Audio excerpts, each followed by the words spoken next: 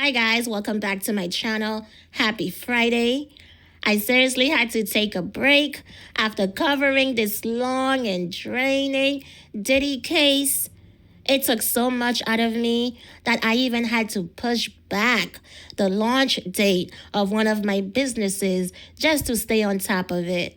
But I'm back now. I am back. So here are all the latest updates on Diddy since his verdict last week. As many of you already know, Diddy was found guilty on 2 out of the 5 charges.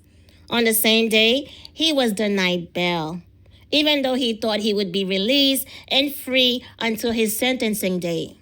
That is not what happened. So, Diddy's defense team argued that he is not a flight risk. They said he has been cooperative, respectful, and present at court hearings, basically a model inmate, okay? They added that reasonable conditions would ensure Diddy would not be able to set up meetings with escorts if he were released.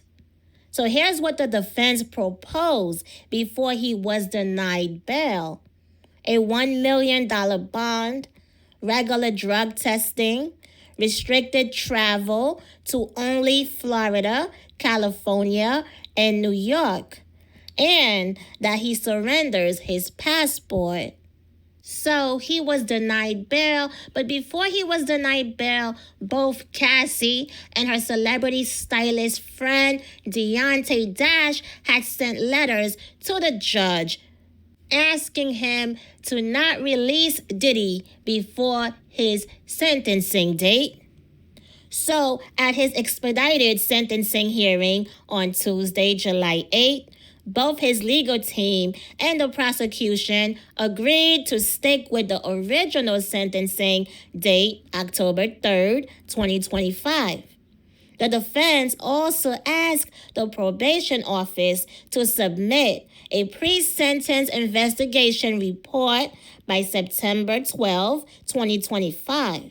According to the letter filed with the court, Diddy might receive credit for time served and be placed on probation since the charges he was convicted of were 2 lesser counts under the MANN Act.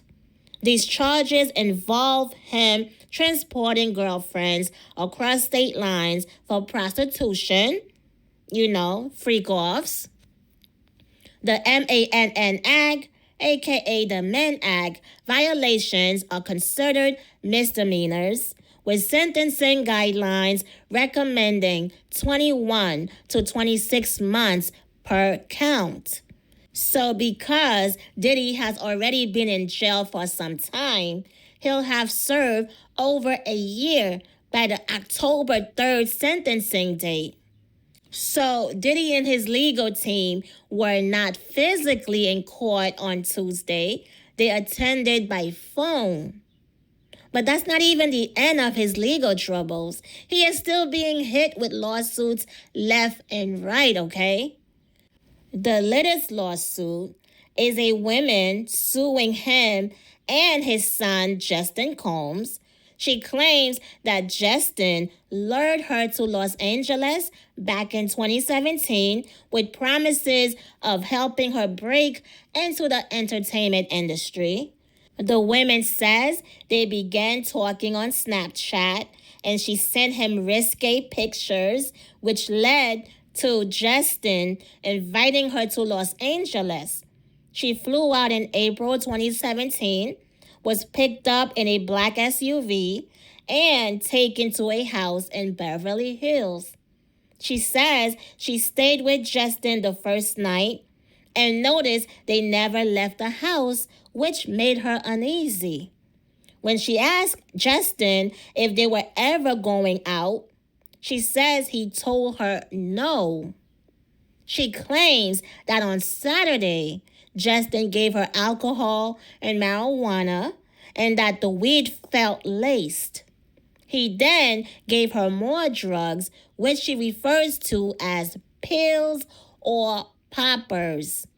Later, she says 3 men in masquerade masks showed up, one of whom she identified as Diddy, based on his stature and mannerisms. She says Justin called him Pops. She says she was taken to a bedroom and told, "You better let this happen or else." She alleges she was then raped from the back door and orally raped by the three masked men while she was too drugged to fight back. The assault, she says, lasted from Saturday night until at least midday Sunday. On Monday, she was dropped off at the airport. She also says Justin kept using the idea of a job in the Snapchat photos to control her. She is suing Diddy and Justin for sexual assault, battery, gender violence, and more. And her attorney is Tony Busby. So the second newest lawsuit is Brandon Adams. He is suing Diddy. He says Diddy sodomized him at a house party in 2021 and told him, "You about to get that Diddy love." Brandon claims he was invited to the party by a chauffeur he met at a gas station. When he arrived, his phone was taken away. He saw celebrities there, had some drinks, and began feeling dizzy, which he believes was due to drugs he unknowingly consumed. He says he collapsed in a bedroom and fell unconscious. The next thing he remembers is someone unbuckling his belt. He asks what was happening, and he says he heard a voice, which he believes was Diddy's, say, "You about to get that Diddy love." He says Diddy rolled him onto his side and told him, "Don't worry, you're about to get a great massage." Brandon turned his head and says he saw Diddy sodomizing him. When he protested, Diddy allegedly grabbed the back of his neck and began reciting the personal details from his driver's license, which had been scanned when he entered the party.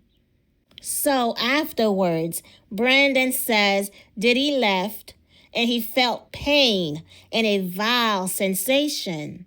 When he tried to confront Diddy, security intervened and gave him a choice: play along and leave like nothing happened, or leave the hard way.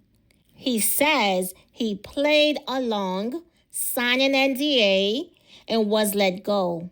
On the way home, he got pulled over and arrested for DUI, which he blames on the effects of the drugs.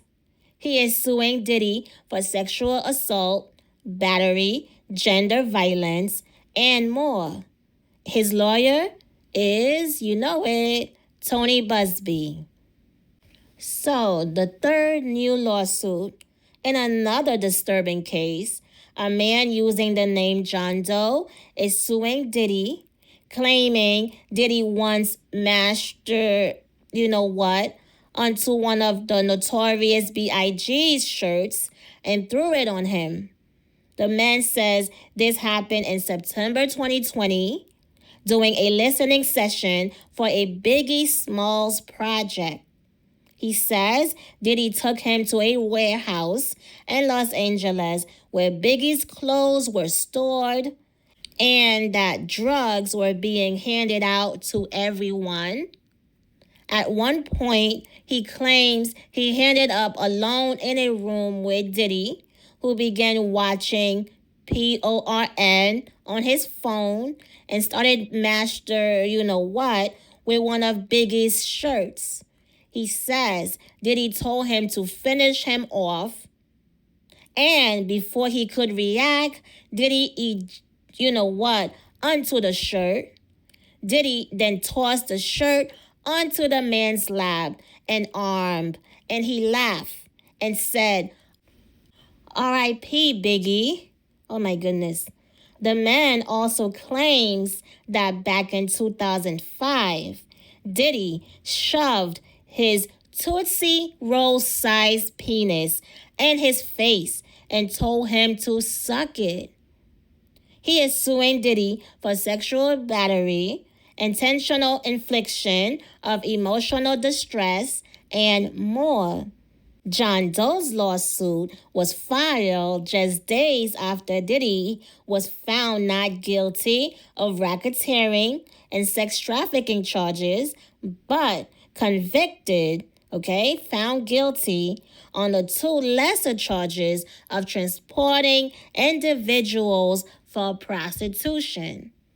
So Diddy's legal team released a new statement saying Mr. Combs' trial and acquittal on trafficking and RICO charges prove what we have been saying all along.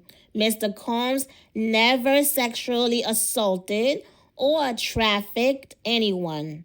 That people continue to broadcast and file false accusations, no matter how heinous and uncorroborated, is unfortunate. But Mr. Combs will not back down. He will fight for as long as necessary to win his full vindication. Yeah, whatever.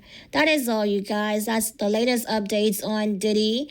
And there was a report that Diddy's defense team put out saying when Diddy went back to the jail after his verdict, some of the cellmates were clapping and cheering him on, saying, wow, he beat the government because the government, the prosecution, hardly lose. They don't lose, and they have a 97% chance.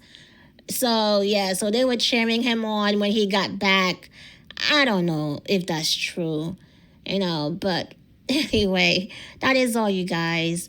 Let me know your thoughts in the comments. Don't forget to like, subscribe, and punch that notification bell so you don't miss any new updates. And I will see you on the next one. Peace.